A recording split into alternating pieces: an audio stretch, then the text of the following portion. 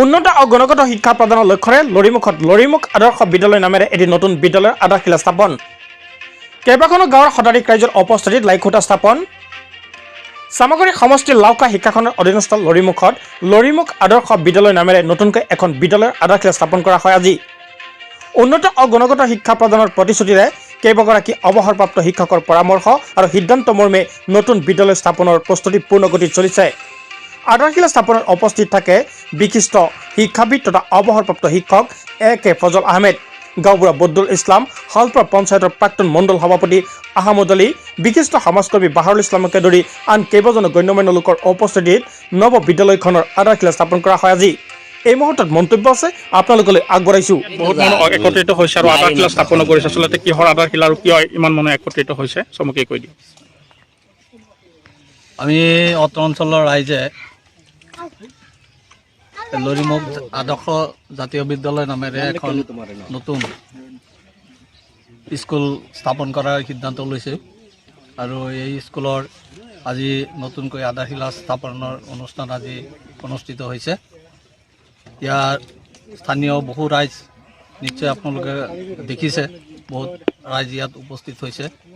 বৰ্তমান যুগত প্ৰতিযোগিতামূলক শিক্ষাৰ ক্ষেত্ৰত আমি দেখা পাইছোঁ যে আমাৰ এই অঞ্চলৰ ল'ৰা ছোৱালীবিলাক হয় স্কুললৈ গৈছে, হেৰি কৰিছে, ভালকৈ লিখা পঢ়া কৰাৰ চেষ্টা কৰিছে, কিন্তু কোৱালিটি এডুকেশ্যন তেওঁলোকে পোৱা নাই।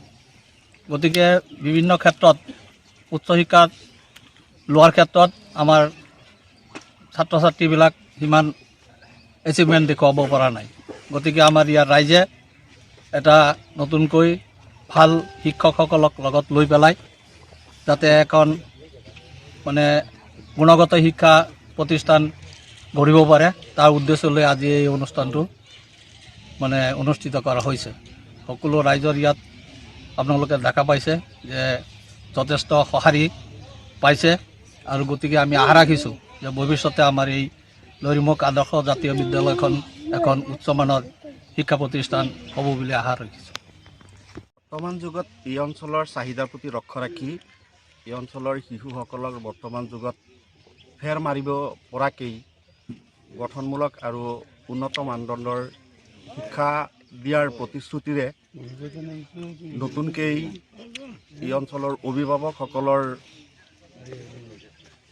আহ্বান ক্ৰমে এই অঞ্চলৰ শিক্ষিত যুৱকসকলৰ সৌজন্যত আমাৰ A.K. ফজল আহমেদ প্ৰাক্তন ABRCC অৱসৰপ্ৰাপ্ত শিক্ষক তেখেতৰ এই স্কুলৰ অধ্যক্ষ হিচাপে নিৰ্বাচন কৰা হৈছে, যাতে এটা উন্নত মানদণ্ডৰ শিক্ষা দিব পৰা যায়। বিভিন্ন প্ৰতিযোগিতামূলক পৰীক্ষাত এই অঞ্চলৰ শিশুসকল উত্তীৰ্ণ হ'ব পাৰে, তেনেকুৱা এটা আশা লৈ এই অঞ্চলৰ অভিভাৱকসকলৰ আহ্বানত এই বিদ্যালয়খন প্ৰতিষ্ঠা কৰাৰ যোজা কৰা হৈছে। আৰু এই স্কুলৰ বৰ্তমান এডমিশ্যন চলি আছে, ভৰ্তি চলি আছে। অহা 1 এপ্ৰিলৰ পৰা ছিজন আৰম্ভ হ'ব। স্কুলৰ নাম আৰু ঠাইখনৰ নাম কৈ দিওঁ। লৰিমুখ আদৰ্শ জাতীয় বিদ্যালয়, লৰিমুখ, নগাঁও। এইখন গাঁৱত এনেকুৱা ধৰণৰ স্কুল এখন আগতেই স্থাপিত হ'ব লাগিছিল যদিও, কিন্তু এতিয়া আমাৰ এইখন গাঁৱৰ শিক্ষিত যুৱক যুৱতীয়ে এটা আশা মনত ৰাখি স্কুলখন স্থাপন কৰিবলৈ ওলাইছে। গতিকে এই স্কুলখনৰ প্ৰতি এইখন গাঁৱৰ ৰাইজৰ লগতে যিমান দূৰ সম্ভৱ এই স্কুলখনলৈ অহা যোৱা কৰাৰ যিমান দূৰ সুযোগ সুবিধা আছে, সেই সকলো ৰাইজলৈ এই শিক্ষিত যুৱক যুৱতীৰ হৈ মই আহ্বান জনাইছোঁ আৰু আশা কৰোঁ এখেতসকলে খুব উদ্যমেৰে আৰু খুব গুণগত শিক্ষাৰে শিক্ষাদান দিব বুলি আশা ৰাখিছোঁ।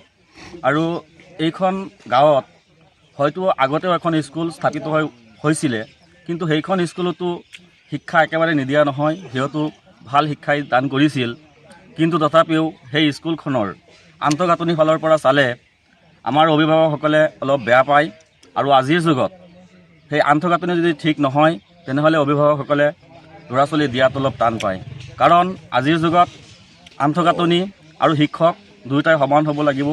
কোনেও নিবিচাৰে যে কাৰোবাৰ ল'ৰা ছোৱালী স্কুলত গৈ গৰমৰ মাজত শিক্ষাটো লওক, বা সেই ল'ৰা ছোৱালীজনে শিক্ষা ল'বলৈ হ'লে এটা সুবিধা থাকিব লাগিব। সেই সুবিধাখিনি যাতে এই নতুনকৈ স্থাপিত হ'বলগীয়া স্কুলখনে প্ৰদান কৰিব পাৰে, সেই আশা ৰাখি মই আজি কথাখিনি সামৰিছোঁ।